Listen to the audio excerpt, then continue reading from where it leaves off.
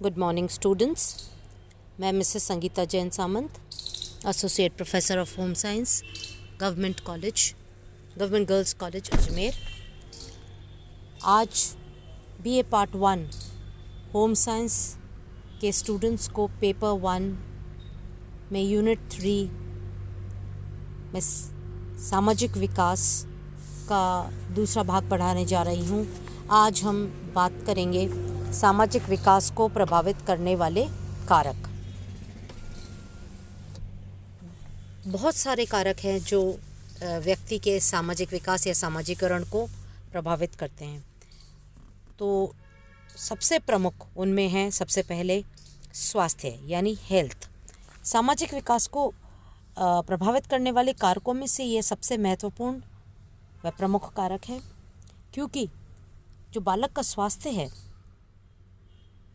वह उसकी बाकी प्रक्रिया, उसकी क्रियाएं, उसकी बाकी चीज़ें डिसाइड करता है।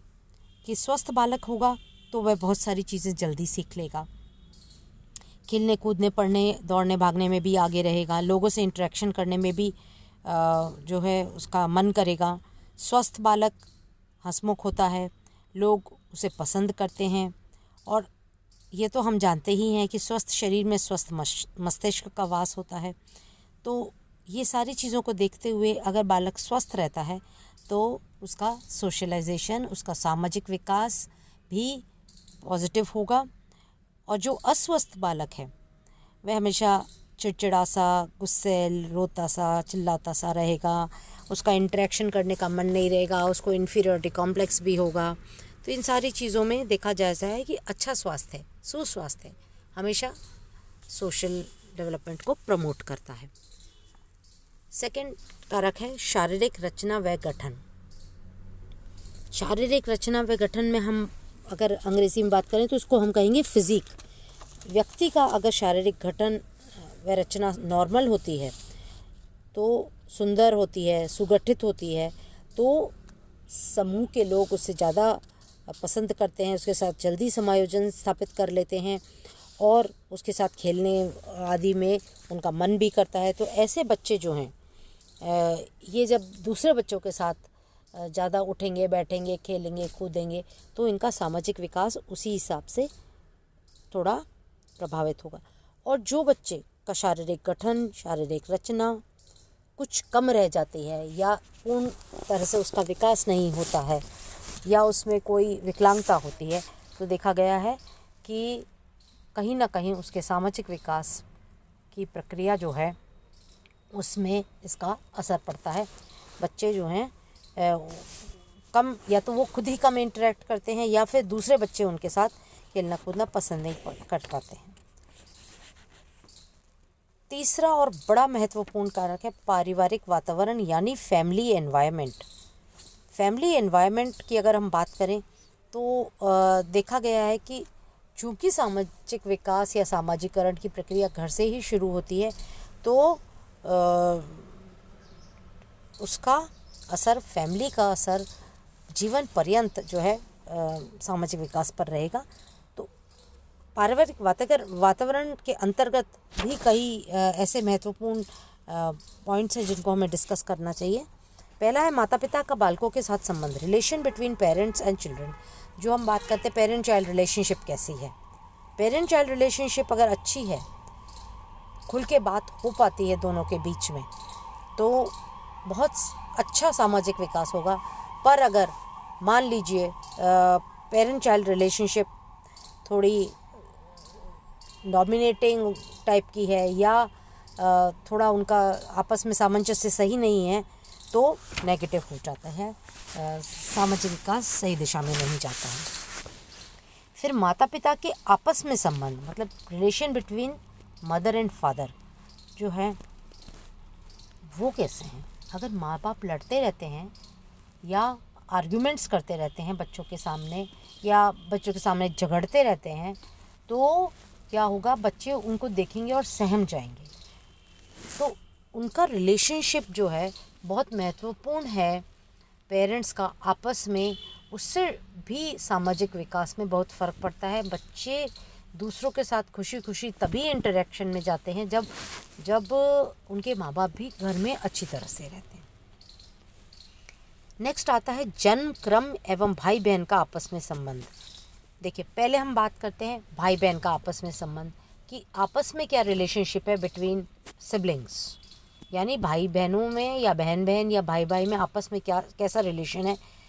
अगर पॉजिटिव रिलेशन है तो सामाजिक विकास भी अच्छा होगा, और अगर नेगेटिव रिलेशनशिप है तो या अच्छे संबंध नहीं है तो आगे भी इसका असर पड़ेगा।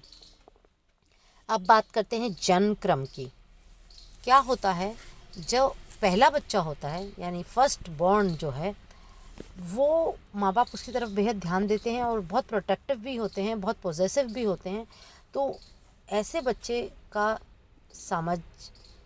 सामाजिक विकास थोड़ा कम होगा, क्योंकि उसका सारा सामाजिक विकास माँ बाप के साथ ज़्यादा रहता है। जैसे दूसरा भाई या बहन घर में आता है तो माँ बाप के पास थोड़ा कम टाइम होता है। ये छोटा बच्चा जो है अपने भाई के साथ ज़्यादा भाई या बहन जो भी है उसके बड़ा सिबलिंग उसके साथ ज़्यादा इंटरेक्ट करता है, और चूँकि घर में उसको ज़्यादा टाइम नहीं दे पाते हैं तो इसलिए ऐसे बच्चे बाहर की तरफ ज़्यादा जाते हैं और उनका सामाजिक विकास उस हिसाब से होता है। फिर नेक्स्ट पारिवारिक वातावरण में आते हैं परिवार का आकार, साइज़ ऑफ द फैमिली। दो प्रकार से अगर हम साइज़ ऑफ द फैमिली की बात करें, एक तो है आपका न्यूक्लियर फैमिली या जॉइंट फैमिली, एकाकी परिवार या संयुक्त परिवार। एक कि परिवार में कितने सदस्य हैं, भले एकाकी परिवार है पर उसमें कितने सदस्य हैं ये महत्वपूर्ण है। तो परिवार का जो आकार है अगर छोटा होगा तो बच्चों का बाहर के लोगों के साथ जो है ज़्यादा उठना बैठना होगा और वह सामाजिक विकास उस हिसाब से होगा। और अगर परिवार में ही बहुत सारे सदस्य हैं, एक संयुक्त परिवार है और उसमें बहुत सदस्य हैं, या एकाकी परिवार भी है मगर उसमें बहुत सारे सदस्य हैं, तो बच्चों का आपस में ही मेल जोल ज़्यादा रहेगा, आपस में ही वो बहुत सारे चीज़ें सीख लेंगे और उसी हिसाब से सामाजिक विकास होगा। फिर है परिवार का सामाजिक आर्थिक स्तर। परिवार का सामाजिक आर्थिक स्तर से मतलब है सोशो इकोनॉमिक स्टेटस।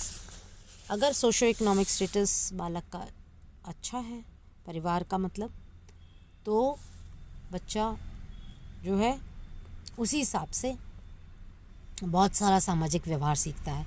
और अगर वह निम्न सामाजिक आर्थिक स्तर से है तो अलग तरह से व्यवहार सीखता है। ऐसा नहीं कि उनका सामाजिक विकास नहीं होता है, सामाजिक विकास दोनों में ही होता है मगर अलग अलग तरीके से होता है। तो वैसे वैसे गुण उसी हिसाब से सीखता है कि उसके परिवार में जो उसे सिखाया जा रहा है उस पर ज़्यादा वो रहता है और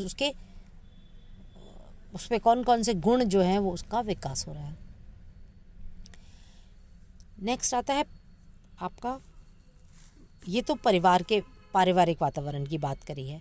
अब परिवार के अलावा पड़ोस का वातावरण क्या होता है, नेबरहुड एनवायरनमेंट। आप जिस मोहल्ले, जिस गली, जिस कॉलोनी में रहते हैं उसका भी थोड़ा फ़र्क पड़ता है। आपके नेबर्स कैसे हैं, आपके अड़ोस पड़ोस वाले लोग कैसे हैं, उनके साथ कितना आप सीख रहे हैं, उठना बैठना खेलना कूदना, ये सारी चीज़ें डिसाइड करती हैं सामाजिक विकास को।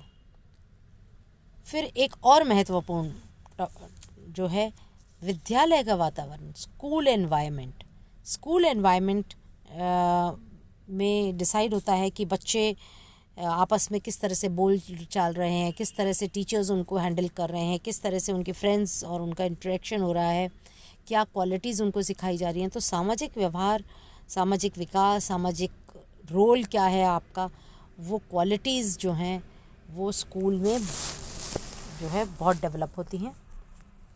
और अच्छे स्कूल का अच्छा वातावरण अगर है तो बच्चे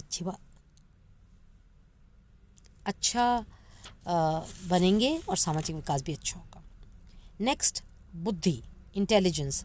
बच्चे का आईक्यू लेवल क्या है, बच्चे कितने इंटेलिजेंट हैं, बच्चे का इंटेलिजेंस ज़्यादा है या एवरेज भी है तो भी बच्चों का सामाजिक विकास अच्छा होगा। अगर बच्चे मंदबुद्धि हैं या बिलो एवरेज आईक्यू है तो उनका सामाजिक विकास भी कम होगा।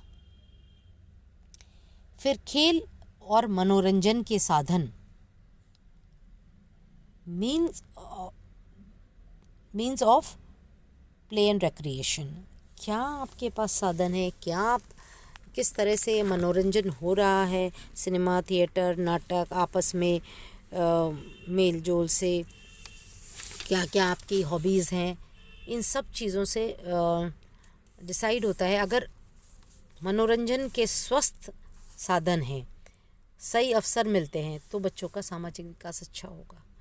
अगर गलत तरीके से मनोरंजन हो रहा है तो सामाजिक विकास नेगेटिव होगा।